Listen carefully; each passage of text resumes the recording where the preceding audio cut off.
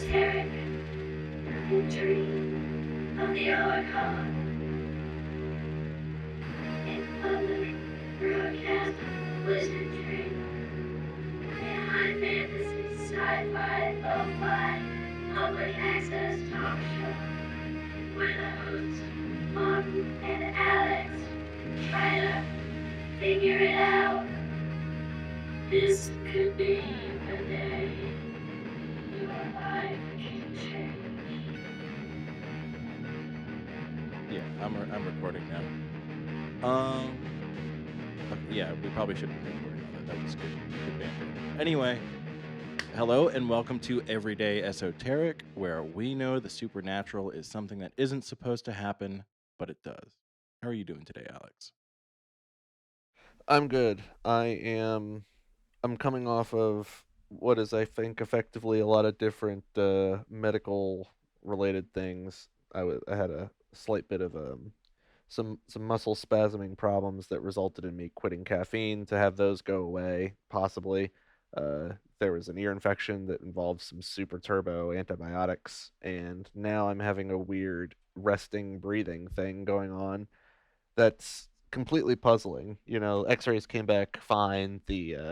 I have a breath test scheduled for this week, but it really only happens when I'm just sitting at rest, and like every so often I'll have like the need to just like take this big deep breath, Are and you sure it's that's the not like a weirdest thing. somatic But response to like latent anxiety? I mentioned that to my doctor, but she wants to make Yeah. sure that there's nothing real happening first before she gives me anti-anxiety meds and my lungs fall out of my ass, Okay. which I think is a So hallmark I of don't a know how good else to segue doctor. into this, but let's get into the meat and potatoes of today's episode. Occult and esoteric systems are compressed complexity simulators that link seemingly unrelated things and encode information symbolically, which sets us up to exercise nonlinear thinking. With modern physics, we know things aren't always linear. That's hard to digest when we live in an either or world where reduction and literalism try to reign supreme. It's important to expand what we consider thinkable so that we can be better at adapting, creating, evolving, and living. This podcast is an artistic vehicle for me. There's an audio there's an audio and a video component alongside all the research and writing. There are various states and expressions of creativity at a lot of different levels. Alex and I are still trying to figure out how we can best enunciate our work. In other words, I'm expressing my inner universe through words, sights, and sounds, and I'm working on refining the mode of expression over time. It has occurred to me, as I hope it should for everybody, that everybody thinks differently, which is kind of ironic because that's kind of like me saying my ego thinks everybody should think like me, but I digress. So, what happens when you are confronted with an anomaly? An anomaly is simply anything that's not what was expected to happen. But what about when we are exposed to magnificent and extraordinary experiences like one finds in paranormal happenings? I'm here to explore that with you and take you on a ride through a pathway of logic that allows room for rules to be adjusted in the face of something we just don't understand.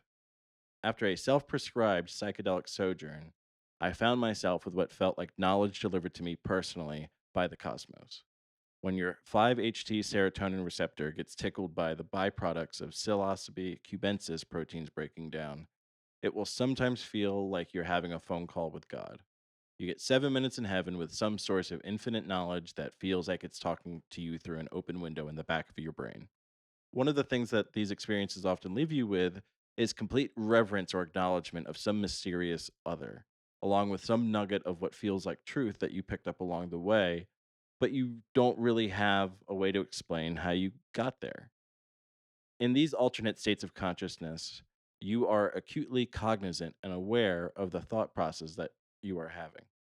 You are able to follow every twist and turn as the point of your trip that it's trying to make tumbles across maybe mythology, your own memories, world history, personal history, along with phases of the moon and geometry of the stars.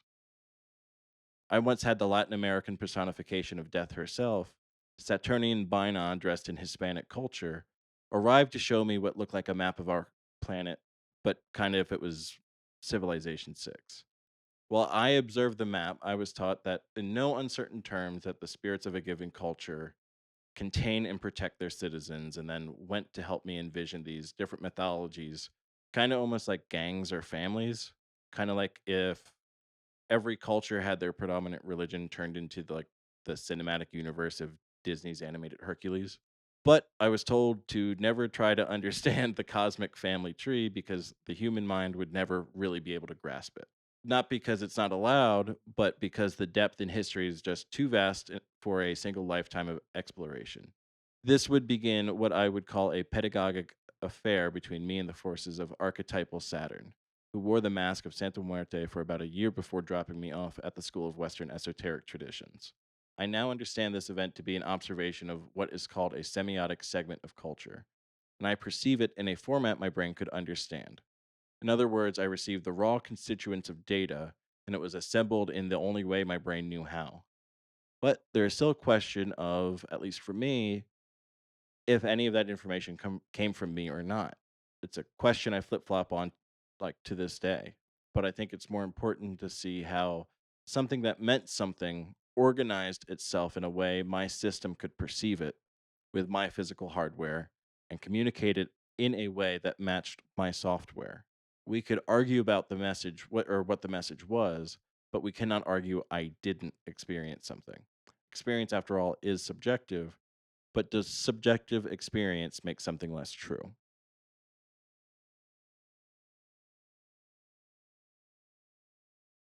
I'd say that this kind of depends on your definition of things, and this is where I think Martin ultimately ends up going with everything here when it comes to the philosophical nature of this particular episode. There's no denying that he experienced something and that anyone else could go on a similar trip, but never the same one. Merriam-Webster says truth is the body of real things, events, and facts. Truth would be then derived from real things, and real things are defined as having objective, independent existence, or not artificial, fraudulent, or illusory. There's a problem here as well as an opportunity. The problem is that you can continue to chase the definitions of the constituent parts of these the problem is that you can continue to chase the definitions of the constituent parts of these definitions and expand them, but you'll likely end up either going in circles or finding that zero equals zero. The opportunity lies within yourself, though, listener. The definition of truth may not be the one to play games of interpolation with, but one the definition of truth may not be the one definition to be playing games of interpolation with, but what one might constitute as real plays a lot nicer with existence. For example, a selfish take on what is real could be that something is real as long as at least one person has been able to even imagine just that thing, regardless of whether anyone else has knowledge of it. It was real for that moment in time in that person's mind. It reminds me of a similar philosophical sentiment of whether a tree makes a sound if no one is around to hear it. If someone thinks of a thing and no one else ever knows, was it ever real? Not by established definitions, but by one's own decided interpolation? Yes. Going back to experience being subjective, I'd also say maybe not quite. Experience is made up of objective and subjective elements. Take this podcast, for example. We are objectively experiencing the act of recording it together. There isn't any question or gray area on that particular fact of the matter. If you want, you can argue that we can't prove we're real, and so experience isn't real, and so it's entirely subjective or whatever, but that's an awfully boring and convenient interpretation one might take just so they can stand on some hill of philosophical supremacy and win any argument because none of it matters anyway. You know, the nihilist fedora way of going about things. Uh, but perhaps, though, Martin is planning to dive deeper into The some of this atheism. philosophical Sorry, thinking that we'd I'm like to fixing my do. fedora before I continue. Um, yeah. So when I had that trip experience, I felt like I brought back a new modality of thinking. There was definitely like a before and after of my thought process after this event. At least it was novel for me at the time. My foundation for reason and logic completely changed overnight and seemed to take how I view reality along for the ride. I'm still figuring out how to put many of my experiences into words, and I'm trying to do that here. And it's kind of like I view reality in two halves. There is this literal empirical world and an abstract nebula of relational symbolism that floats among it. but they are the same. In the same way your phone is real, but so is the idea of your phone, or how a physical symbol can hold an entire real history and mythology surrounding it. This is how I can rationalize aspects of occult philosophy. Reality gets separated into what ecology would call trophic layers, or or an organism's position in a food web. In nature, we see that plants sustain herbivores, the herbivores sustain the carnivores, and the omnivores, and so on until we get to whatever the apex is.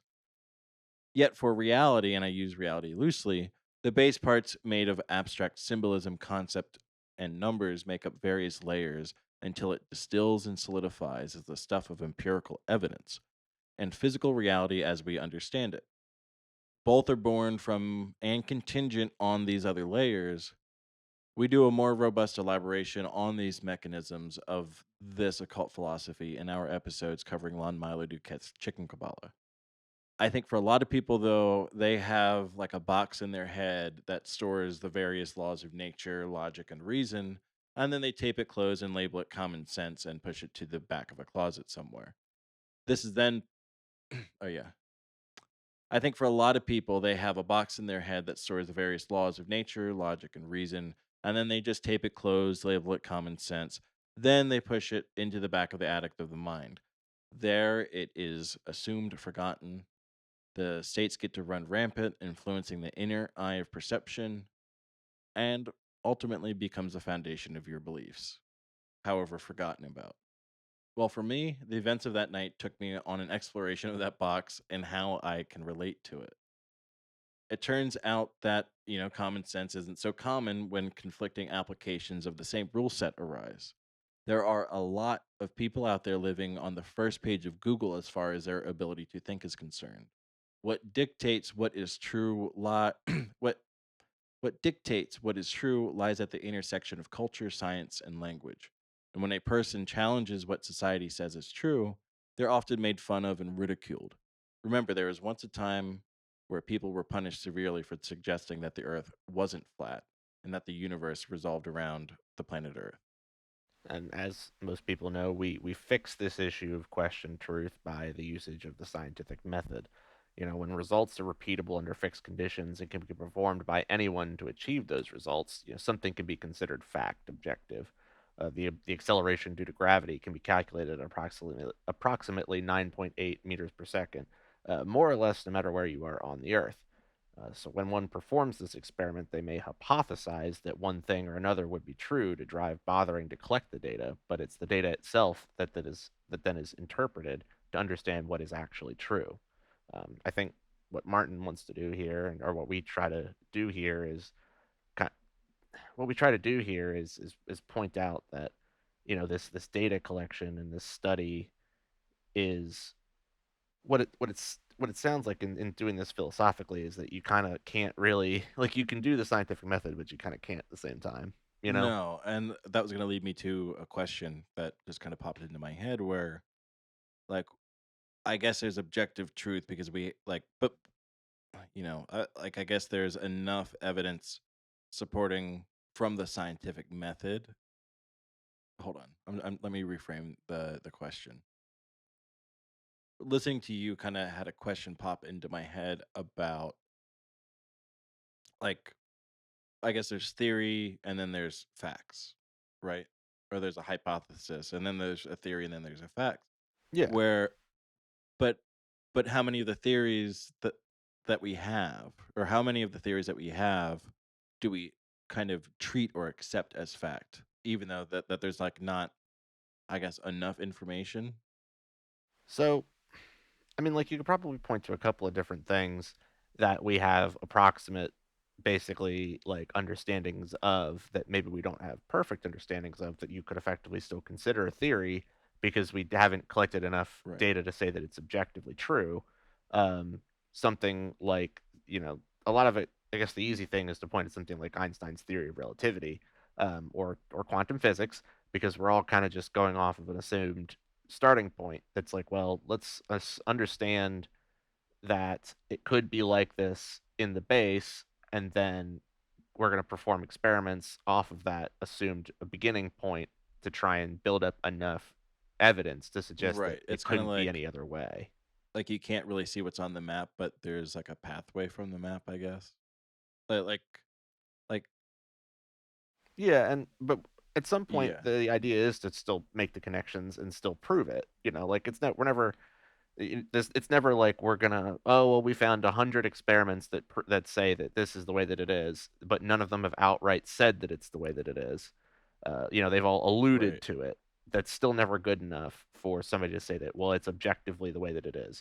I don't think I want to say that gravity is a theory, but that's probably me just like remembering some clickbait article from uh like ages ago. But you can go outside and drop something on your fucking foot and it's still gonna hurt. And you know what did it? It's because Yeah. it's because gravity, right? It's not a theory. It's not theoretically that you go outside and you drop something, it'll fall. It's gonna fall. But a lot of the mechanisms on why mass is able to drive attraction like that and what is going on there is Yeah, still a and mystery in some like we're ways. gonna get into it, but that's very much what this topic is about, is how to exist in that weird space where things just can't be objectively true just because we don't have the data set for it or the tools to create that data set for it. So when events push against this framework that we have in a way that deviates from expectation, we call it an anomaly. Something that only becomes visible in contrast to what we consider normal. It's the signs and symptoms of possibility, probability, and dare I say, an unknown reality. The existence of an anomaly not only suggests, but also indicates the presence of some mysterious other from which the anomaly originates.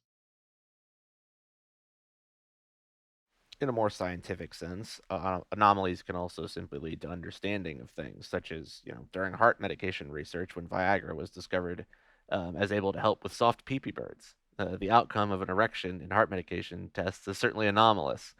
In this sense, there was no there wasn't any sort of like weird ghost like woo woo anything. It was all still anchored in our realm, Yeah. but an anomaly cropped up. It was something that we didn't expect to happen in this thing that it informed Yeah, but us it's of just something cooler to else that make was it true. sound spooky. And because, like there's bound to be shit that does pop up that is spooky. Yeah. I just have a predilection for the weird. So, of course, I mean, I have at least some monkey in the woods story. I also have a close friend that is not woo, and they also have an in broad daylight psychic communication with a bipedal hairy creature story with witnesses who've refused to talk about it. And I can't call him a liar. I had my experience, he has his, and I just wasn't there to see what he saw. This isn't proof of anything, of course, except that two people with a different belief set can experience something similar, or simply Outside they of can their just generate a understanding. lie. Additionally, there are plenty of famous and obscure examples of anomalous activity. It doesn't have to be supernatural or paranormal, like Alex just mentioned.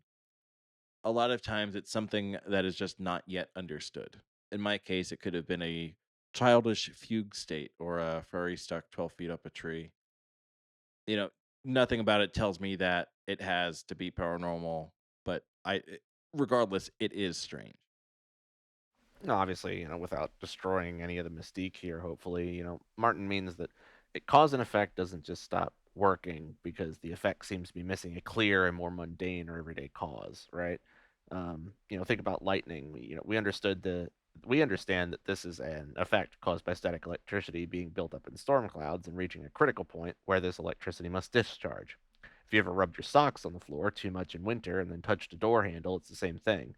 It's fairly mundane, even if it's awe-inspiring, because we get and understand, how and why it happens. But now think about any something that we currently find mysterious or anomalous that doesn't have any real proper explanation. The reason it's like this is that we haven't been able to connect it back to any underlying structure yet. And I don't think that ruins the mystique at all. Even the mystical needs to have some cause to create an effect. And I think that's one of like the misnomers when it comes to religion or spirituality or the occult, is that like they're pulling it out of some manifested ether, and not that there aren't people who believe that, but I think the breadth of at least Western esoteric thinking, um I mean, even like Eastern philosophies, I think they all understand that things are born out of the material universe somehow, or potentially accept different layers of dimensions but they still have to have some causal effect. There's no just apparating out of nothing. There is a something behind it. Even the angels have created the chairs. The chairs didn't just happen. Exactly. I forget. But yeah, I mean that's a perfect example. If anybody went and listened to Chicken Qabalah yet. So in 1972, this dude Arthur Koestler released a book called The Roots of Coincidence. It's the book on parapsychology. In this book, he argued that quantum physics and parapsychology seem to give excuses for one another. He took time to establish that there's a feedback loop of sorts where the rhetoric of parapsychology and of quantum physics seems to justify one another, much to the chagrin of mainstream science, which already does struggle with how quantum physics destabilizes common sense. These two topics have a very uncanny way of making each other feel a little bit more plausible. However, I don't think Kessler was really arguing for the validity of parapsychology, just that there were themes that resonated between it and quantum physics. And I think he wanted to explore the why of that apparent anomaly. So, like in my vision, I'm unsure if we'll ever understand the true nature of how reality works. But since there appears to be things going on that we can't explain, we start looking for anchors to get our bearings in murky waters. In a way, these sciences can be thought of as the signs and symptoms of something else. That something else can't be observed directly and has the elusiveness of a cryptid. This other looks like it can only currently be understood by the many things in relation to it. Topics like a quantum whatevers and paranormal exploration are really only one piece of the puzzle, or one of the many intersections of a spider web. If sciences and schools of thought are the shadows and reflections of other forms of thought, these anomalies are the echoes and actors that come from those shadows. When there is unknown information, it is helpful to apply many different viewpoints until you can find a relation, just to get a foothold on the experience. I think that's almost half the battle, honestly. Then there's the work of connecting those pieces. If the language of if the language of your particular science or vocation doesn't have words for something, it's possible that there is another one that does. Parapsychology is just one of the many explorations into this scientific wastebasket of overlooked and underappreciated fields of study. The anomaly, as I'll call it for now, is lacking in the empirical data department. However, we can look to however, we can look to probability for something to help us to catch a glimpse of the periphery. But probability without context is meaningless. For example, if someone is guessing cards during an ESP experiment, the raw percentage of correct guesses don't really tell us very much.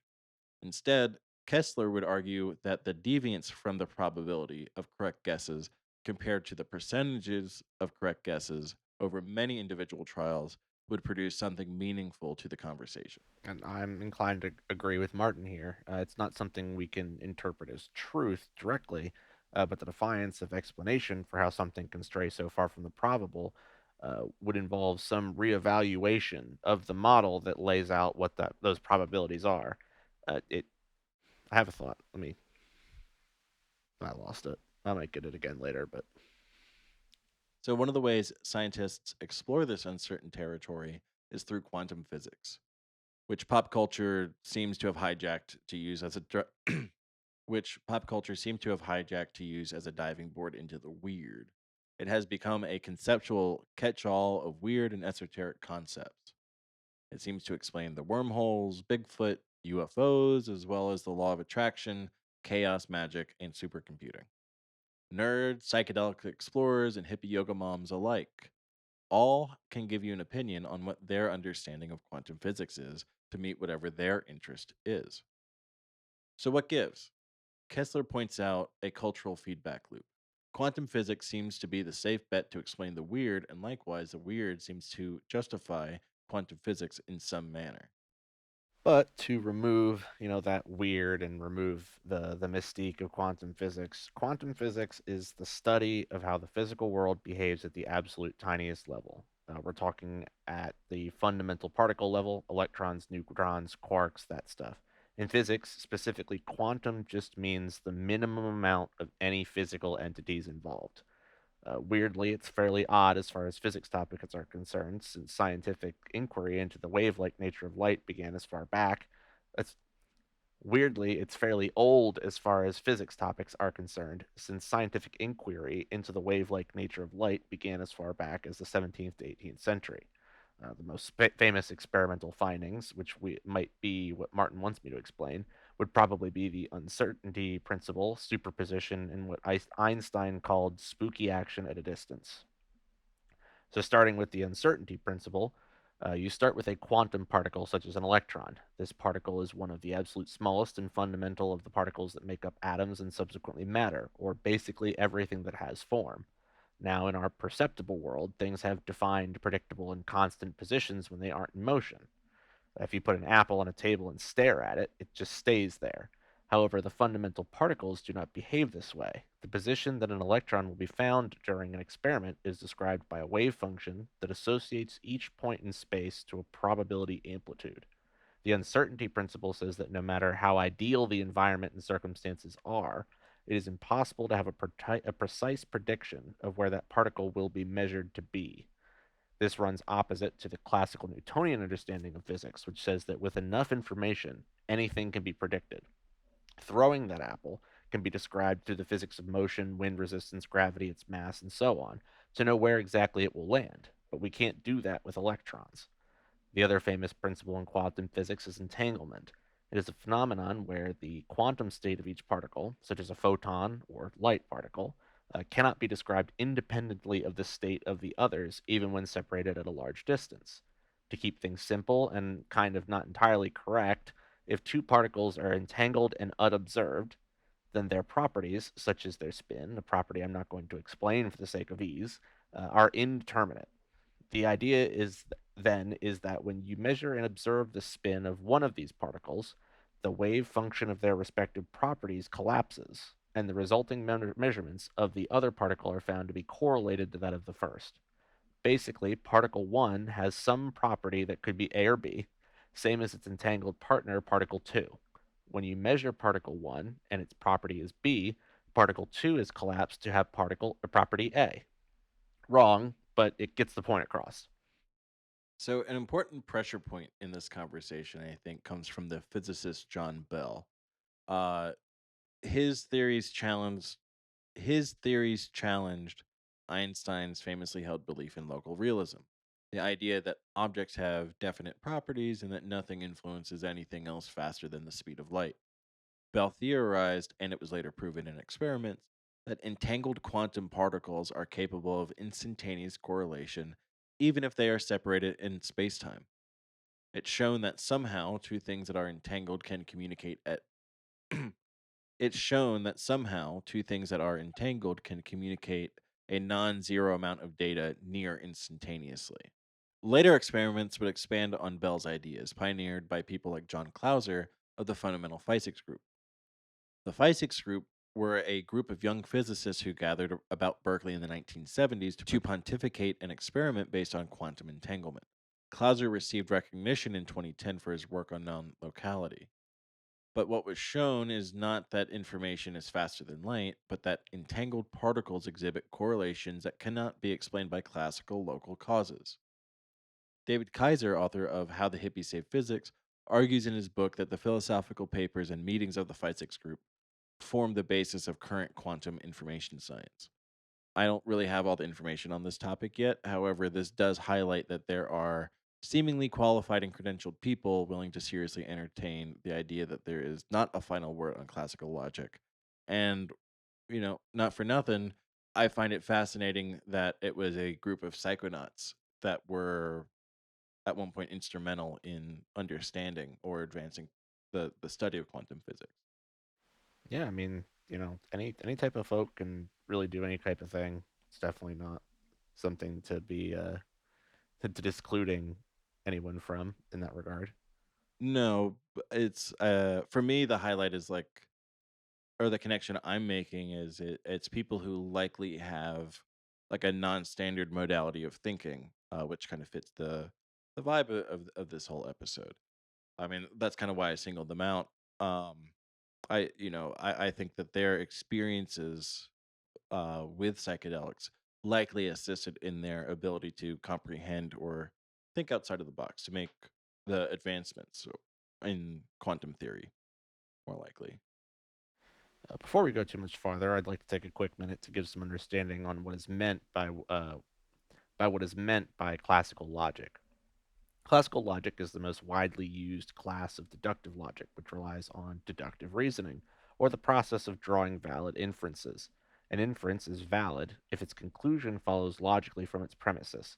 This means it would be impossible for the premises to be true and the conclusion to be false. So, for example, if you have a premise all noodles are pasta and a premise rigatoni is a pasta, then the inference rigatoni is a noodle would be deductively valid. Arguments are sound if it is valid and all of its premises are true. Key characteristics that Martin will mention involve the law of excluded middle and the law of non contradiction.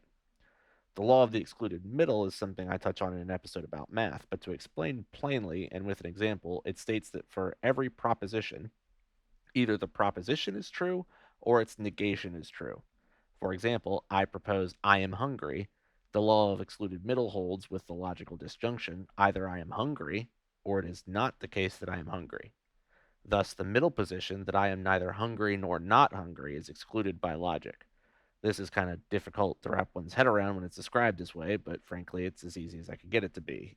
It's the state of it's saying that in logic, classical logic, that the I could eat. That state doesn't exist in the terms of like what I was suggesting when I said that I'm hungry. You are either hungry or you're not hungry. You're not I could eat, right? Yeah, yeah, I get you. And then and then the law of non-contradiction says that a proposition and its negation cannot both be simultaneously true. An example proposition, the car is red, and its negation, the car is not red, cannot both be true and are mutually exclusive. This is a bit more obvious, especially when you're looking at an objectively red painted car with no other colors on it. Obviously, if the car is red but the door is blue, you've got a bit of there's a bit of an argument to be made there when it comes to these things. But these are just examples of these laws when it comes to, trying to apply classical logic or using classical logic. I think another contradiction would be in like the case of color blindness. Like yeah, the car would I guess objectively be red from our perception or from the chemical constituents of the paint, but the perception of somebody with red green color blindness would not perceive it as red. So it would not be a truth to them. No. If anything, that lends to what it is that you're trying to talk about. Yeah. Absolutely. So our possibly unwilling champion for confronting classical logic comes in the form of Willard Van Orman Quine. Quine was not an advocate for mysticism or woo, although his thoughts cracked the door open to revising logic.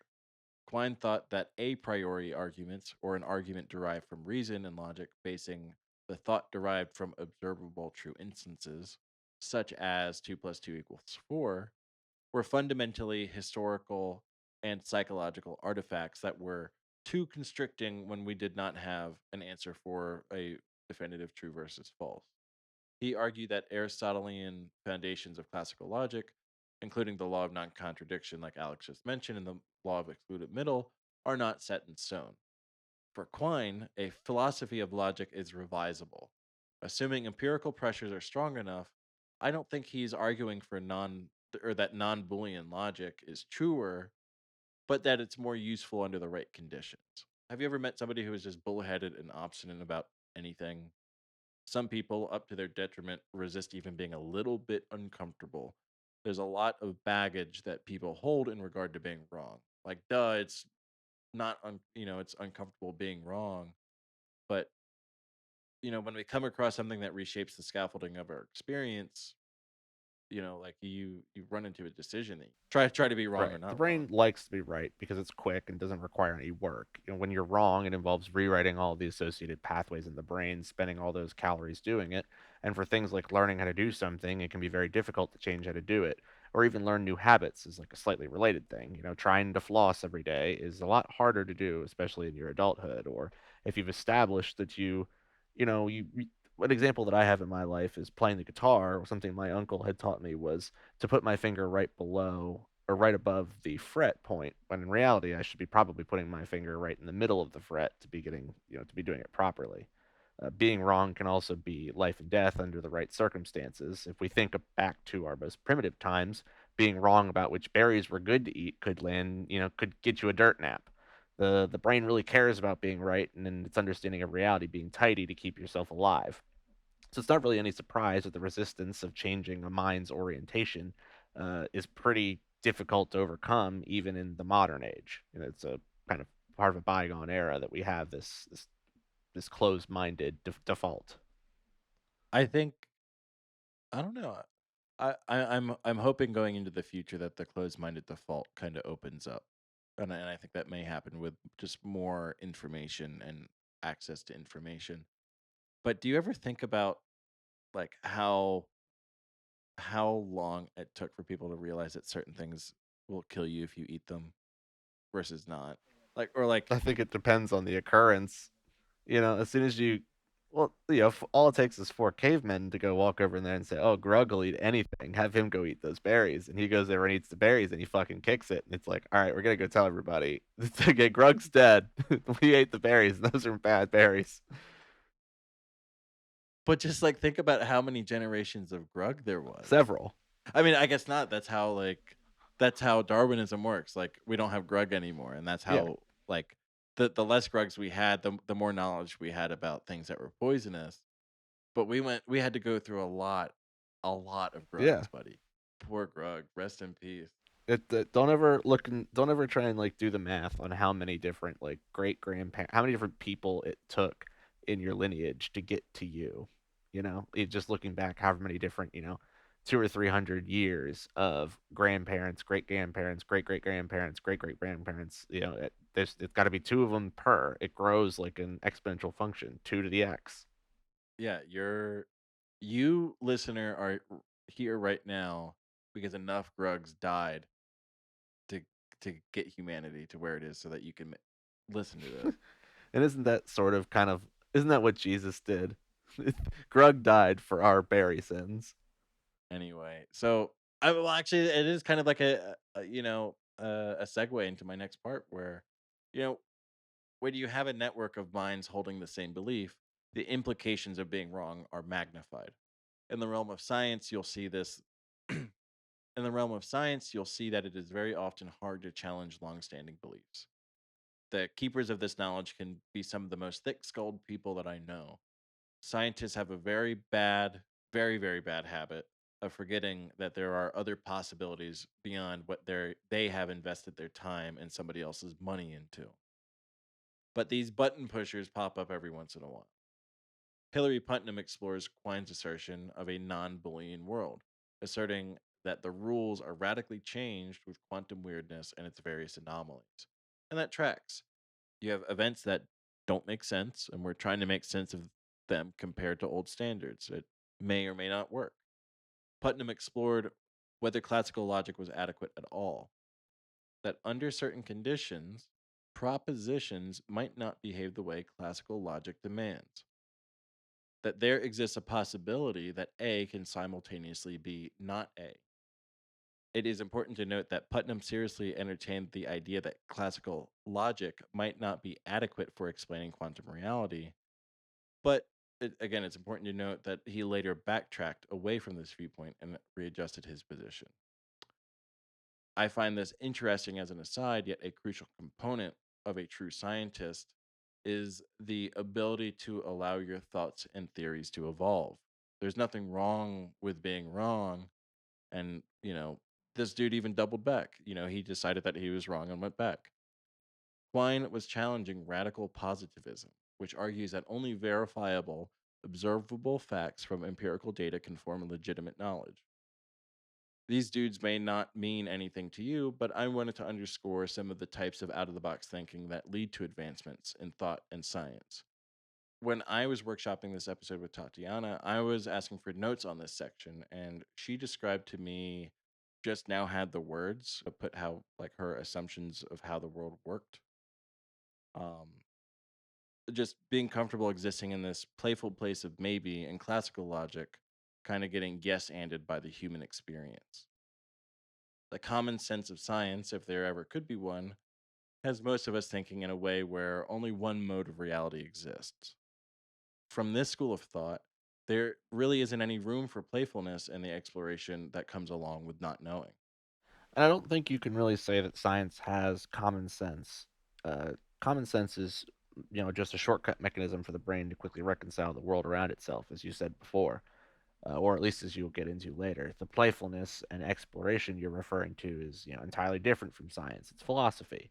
These things aren't incompatible, though. Collecting data and interpreting it is useful, but it's rather unexciting if it's not in the pursuit of some kind of greater answer to a philosophized question.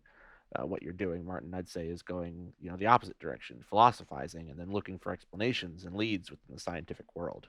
Oh, absolutely.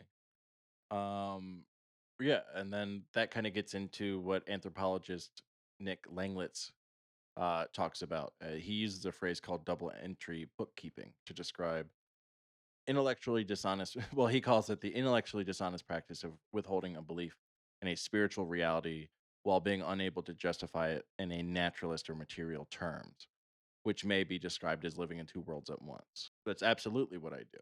I don't, like I can think empirically, but I can also believe something else, maybe from based on my experiences or my perception. I just don't know the machinations that connect those two things yet. It's just not a strong argument for the paranormal. However, it's embracing science holistically, but saving space for a non zero chance that there are things which exist outside of the box. And it may exist in radical and novel ways that we just don't yet understand. It's just part of a way to explain how the philosopher, the occultist, and far out free thinker might see their world. These are people who often have beliefs that are non typical of your everyday individual. The general person might have the shower thoughts, but these people go out and test or practice the shower thoughts. These people challenge the Occam's razor of the matter. And of course, Occam's razor states that the simplest explanation is usually the correct one. However, not everyone operates the razor in the same way. Different people will have their own version of the simplest answer. The box labeled common sense gets dusted off and it gets put to good use. There is a pluralist view of Occam's razor where it is no longer a single blade, such as a scalpel. Instead, it becomes more like a toolbox with all manner of implements delicately selected for the operation of reason.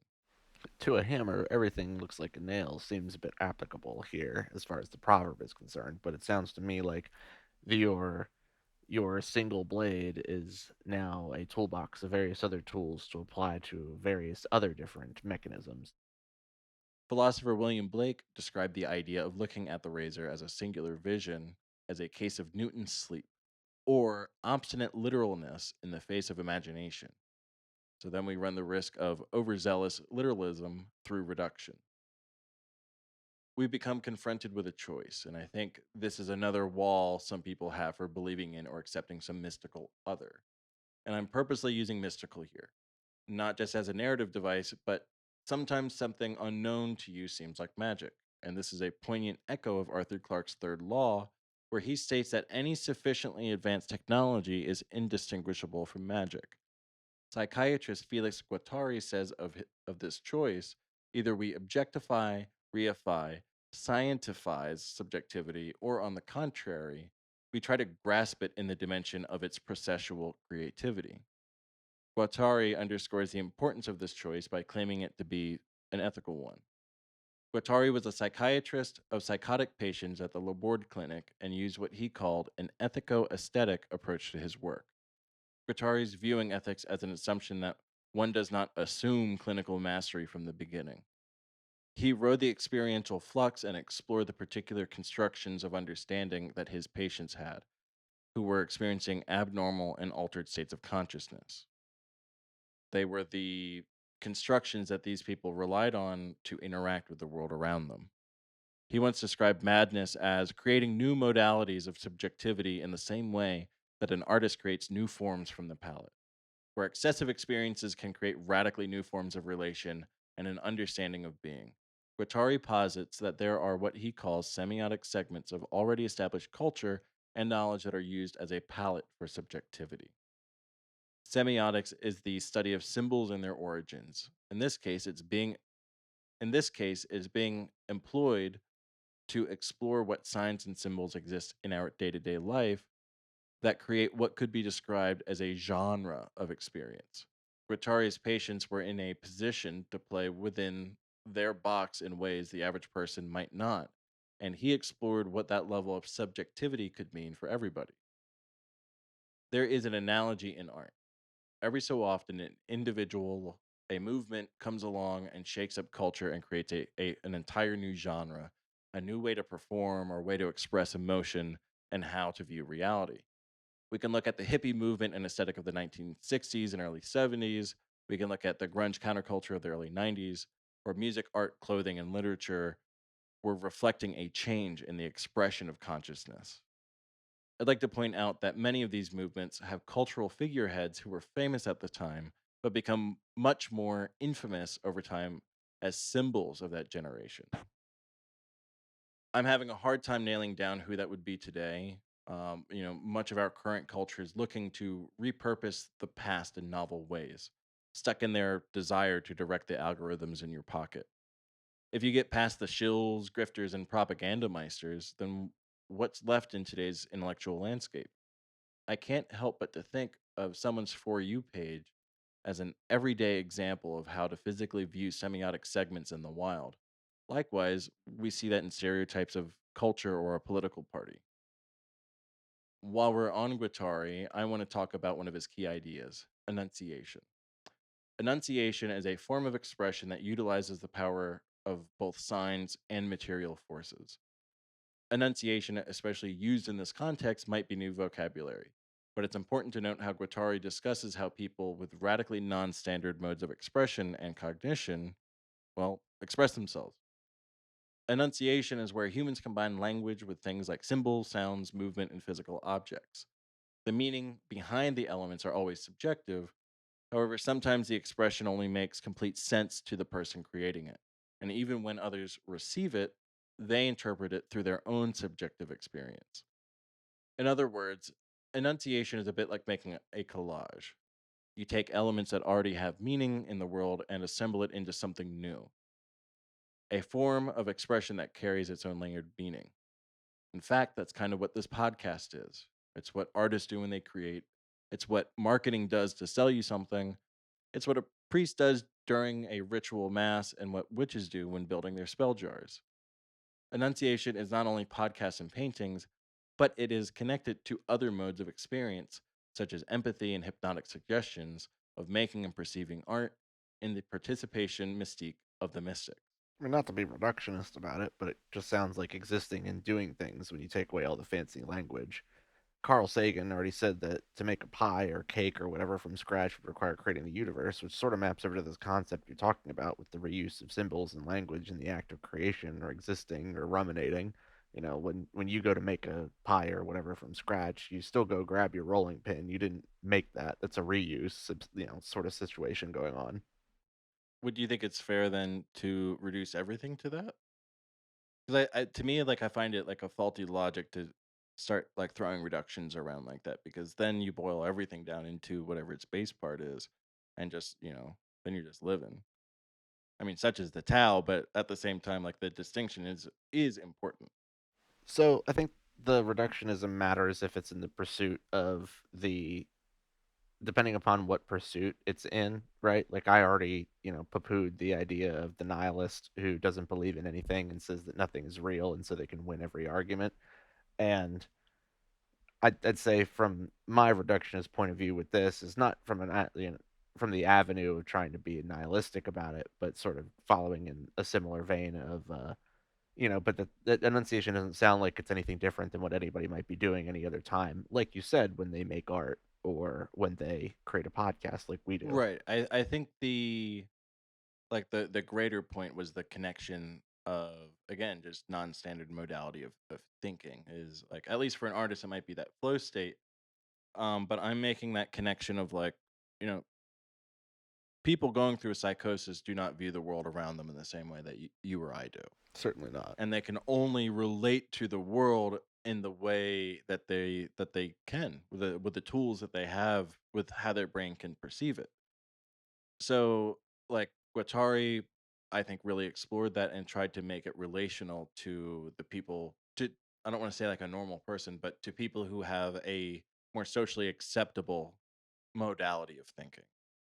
But it's a modality of thinking or combination of things that we do see in artists, and that we like. That's why I'm mixing some of like the more mundane or and magical things.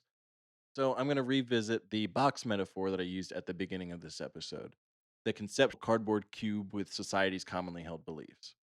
I've been enunciating about thinking inside and outside of the box by using a commonly understood metaphor and adding my own pizzazz on top. It's important to explore the inside and outside of this box. That's how we find new ideas and make it easier to express what we found. At some point along the way in human history, we named the box and acted like we moved in, like a bunch of squatters with a label maker. And once enough of the contents of this box were labeled, there were a lot of people that stopped and thought that the work was done. It was good enough. What was labeled seemed to be useful enough to go about existing in this thing that we call reality, quote unquote. This works until the anomalous other becomes hard to ignore and must be explored. When it is, we find advances in technology, philosophy, and art. Often these advances come with exciting new levels of cognition and consciousness that might come across as madness or insanity. When cognition and consciousness develops, so does new knowledge and wisdom, and it comes in seemingly novel ways. I mean, think about the last 20 years of the explosion of just information systems. It's just new connections for us to observe. It's more like labeling the things we couldn't see that sit behind the bits of knowledge that we've already labeled. We see enunciation not just used in the context of art or philosophy, but we also see it in the sentence setting and performance of a Catholic Mass, and likewise with the ritual theurgy of an occult magician. And I'm speaking from firsthand experience. A ritual magician will build an entire universe through a series of movements, words, visualizations, sights, sounds, and smells that are cascades of symbolism, no different than setting up a theater for a play. They set up a ritual as a way to express or interface with something that is part of the anomalous other.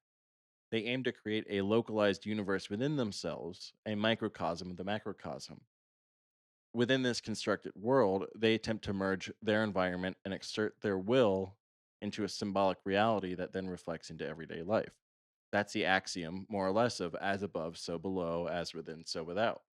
In short, people like occultists, shamans, do not have a linear, but have a detached view of reality. They believe in their own terms the interconnectedness of everything, including your internal world and the external universe.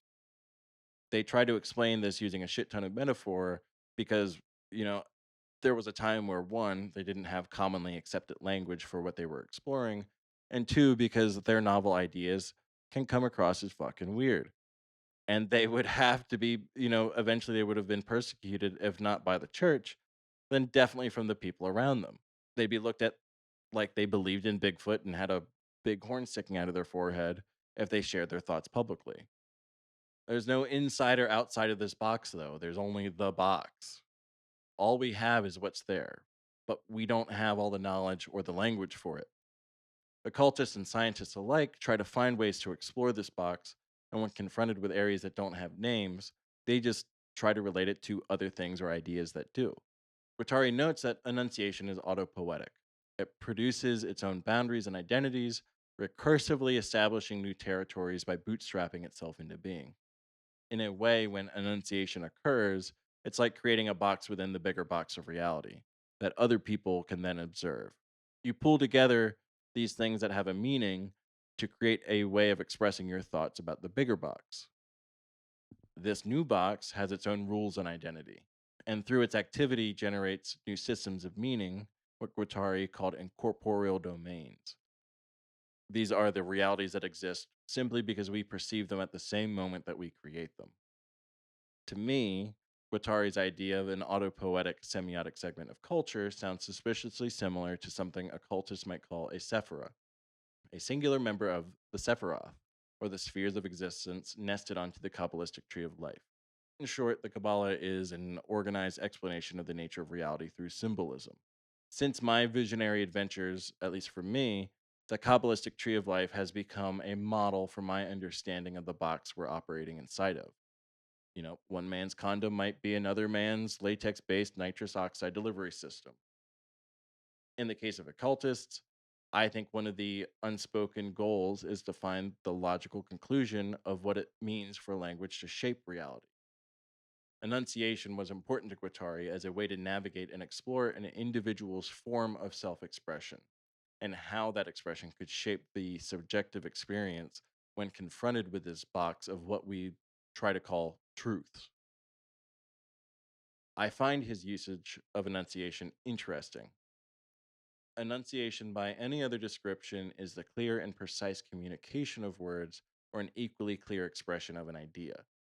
I take this as Guattari explaining that for some people, they can see themselves as conveying explicit truths, at least within the greater feedback loop of their own semiotic segment of culture, within their own box of reality. Their thoughts or their message just may be arranged in such a way that those who are unfamiliar with adjacent states of cognition, or those without enough scope of knowledge, see it as absolutely bonkers.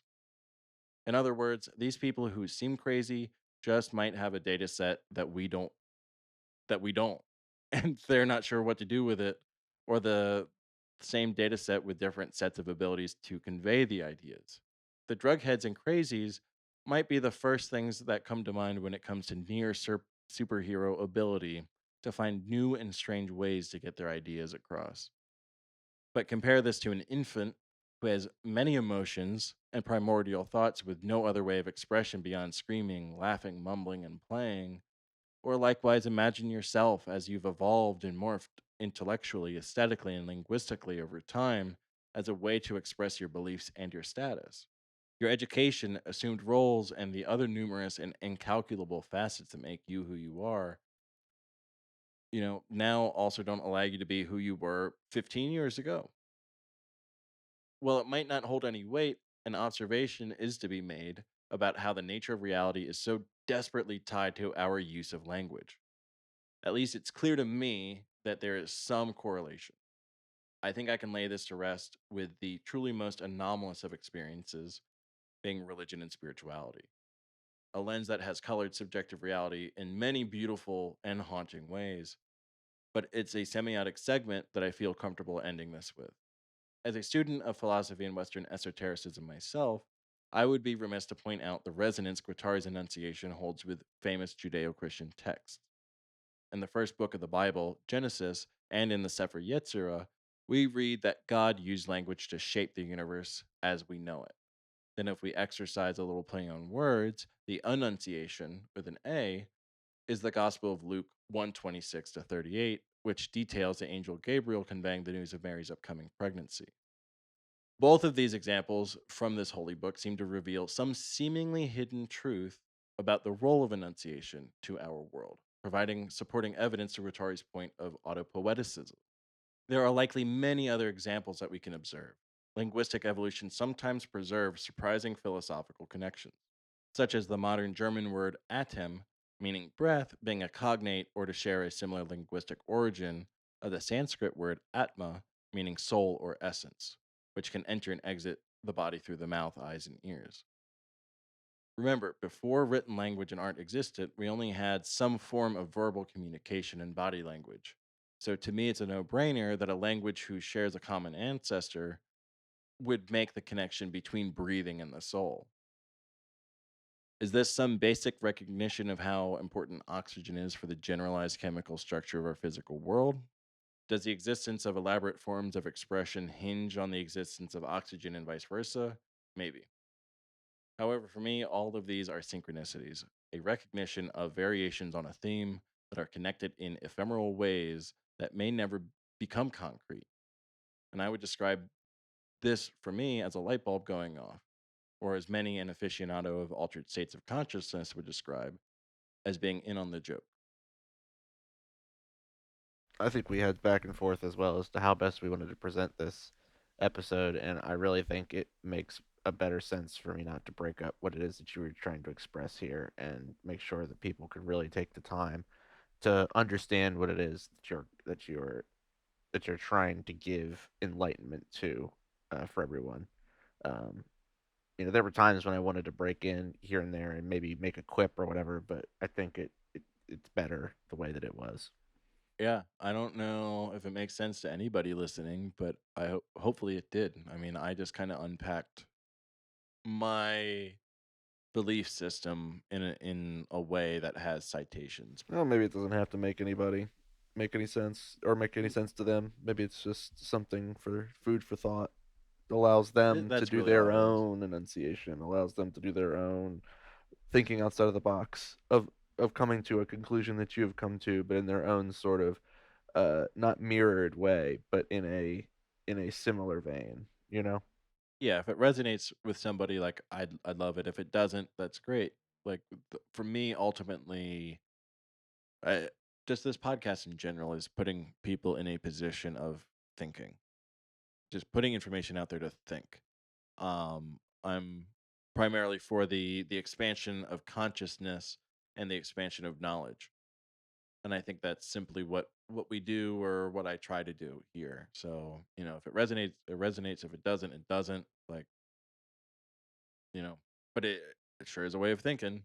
As much of a terrible blight as the internet is on human society, the ability to share information comes as a blessing and a curse, and we're trying to be a blessing when it comes to the information sharing. So, as we typically do our outros, please share information with us, talk with us, tell us what you thought about this, give us your thoughts and feelings and opinions.